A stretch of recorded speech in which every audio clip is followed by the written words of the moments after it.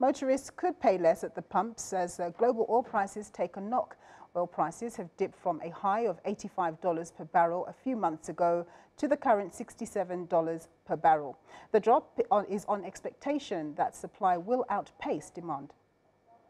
Petrol prices in South Africa have risen to record highs of over 17 rand per litre, this following multiple petrol hikes and rising global oil prices. But good news may be on the horizon as oil prices dip.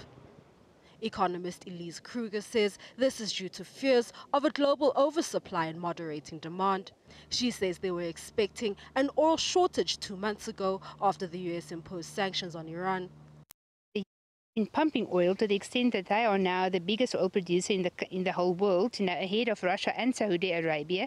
So there's been a lot of supply from the US. OPEC has upped their production sort of in anticipation of the impact of the Iran sanctions period.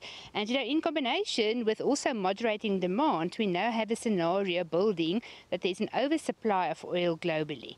Kruger says this is good news for South Africa. This, as a drop in the fuel price could result in a drop in the inflation rate. She says inflation for December could go as low as 4.8% compared to the forecast 5.2%.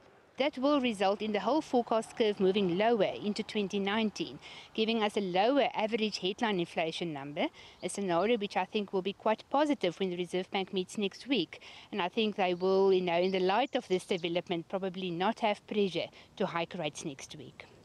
Oil prices are likely to rally if OPEC and its partners decide to cut output. Mbalindle Mthethwa, SABC News, Johannesburg.